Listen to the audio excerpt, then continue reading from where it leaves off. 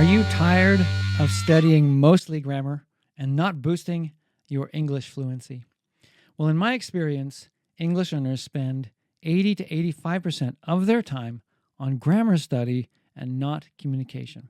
And I think that's a problem. I'm Joseph Polshock, aka Dr. Shock. My PhD is in linguistics from the University of Edinburgh in Scotland, and Scotland is great. I have over 25 years teaching English to English learners and over 10 years experience teaching English teachers how to teach English. I know how English teachers feel. I'm an English teacher, and I also know how students feel because I've taught thousands of them. So I'm also a professor at the School of International Communication at Senshu University, and I am the author of books and chapters and articles, and this presentation at JALT 2015, that's the Japan Association for Language Teachers, the benefits of extensive reading. I did this with my friend Dougie. Hi, Dougie. And this one's my greatest hit. It's got 12,000 views on YouTube. Not bad. Not bad. And I want to say that this video is separate from my work at Senshu University. So let's go back to the problem. When we study grammar too much, we don't boost fluent communication.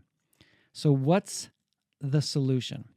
Well, I think one solution is communicative language teaching, CLT, or communicative language learning. And what exactly is that? Well, people may disagree, but this is a very simple and I think a workable definition. We acquire language via communication by sending and receiving messages. So you're sending meaningful messages, that's through speaking and writing, and you're receiving meaningful messages through listening and reading. So I'll repeat the definition again. We acquire language via communication by sending and receiving meaningful messages. Now that's a simple definition, but what makes an activity or a task truly communicative? This is the question. Some actions are more communicative than others, so how can we know the difference?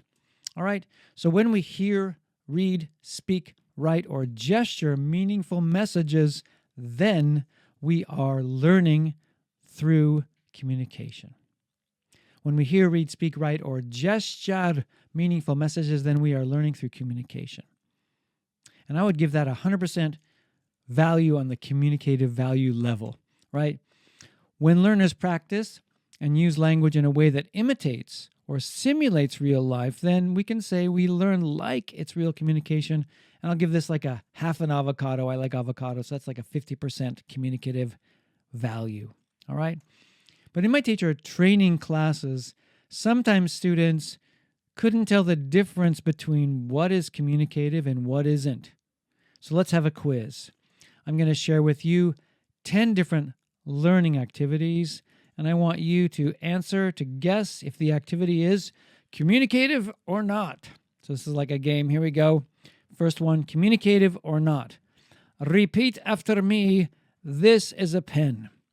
No, this is not communicative because people probably already know what a pen is. But if you say, what's that behind you? And I say, this is a fake Monet painting, then that's communicative. Or if you say, what's this? You look at that and go, what's this? And I say, this is a ukulele bass, then that's communicative because you're receiving information that's meaningful and that you didn't know previously. Number 2, let's sing, you are my sunshine, my only sunshine. Is this communicative or not? I'm going to say it is 100% communicative because people sing songs in real life, and that's communication. Do the grammar drills on page 16. Probably not communicative. Read the story, Bad Robot. Hey, that sounds like an interesting story. It's 100% communicative. You're receiving a meaningful message. Communicative or not, practice the dialogue. I'm Steve. Nice to meet you. Hi, Steve. I'm George. Nice to meet you. This one is not a real conversation, so it is not communicative. All right, let's do this one again. Communicative or not, practice the dialogue. I'm Joe. Nice to meet you. Hi, Joe. I'm Julie. Nice to meet you, too. In this case, we're practicing a grammar activity, grammar rule, or grammar pattern. But if the people are actually meeting each other for the first time, then this is communication. So I'm going to move it away from not communicative to maybe half an avocado communicative to maybe 100% communicative, especially if people are meeting each other for the first time. Then this is communicative. All right, let's role play. Steve is late. He must apologize to his boss, George. All right, so it's kind of like acting. Acting is a form of communication. The more interesting, the better. So I'm going to give this one a half an avocado. All right, let's go to the next one. Communicative or not? Let's do the bingo talk activity. Look at the grammar explanation on the right in green. Do you like Mexican food? Yes, I do. What's your favorite? I like tacos. All right, so everybody has a piece of paper. Walk around the room. Ask questions. When you get someone to say yes, get their signature. So I'm going to go around the room. I'm going to go to Ken. Hey, Ken, do you often eat vegetables? And Ken says, yes, I do. And so he signs my paper. And I say, what kind of vegetables do you eat? He says, I like avocado. And I say, avocado is a fruit. Then I go over to Mary.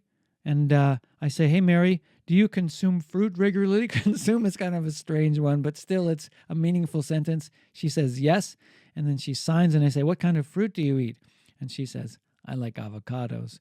And okay, that's good. We got a follow-up question to make a good, real conversation. And she signs it. So now I'm going to go over to Joe and I say, hey, Joe, do you take vitamin supplements? And Joe says, yes, I do. And he signs my paper. All right. And then I say, what kind of vitamins? And he says, vitamin C. So my point is, this is real communication. You're practicing a grammar point, but there's real communication happening. So I'm going to give this a 100% communicative response.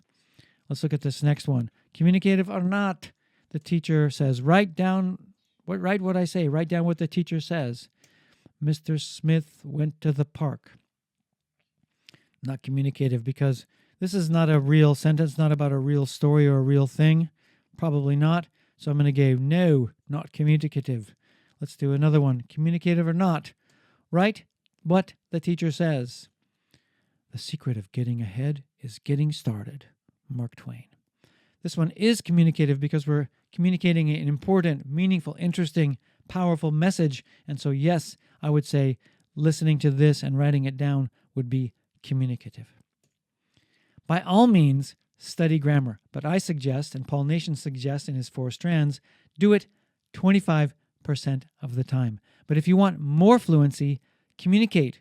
Do communication at least 50% of your time or more, and then you can improve your fluency.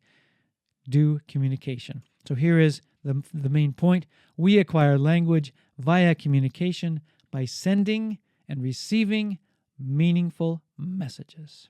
Thank you for listening. I am Joseph Polshock, aka Dr. Shock.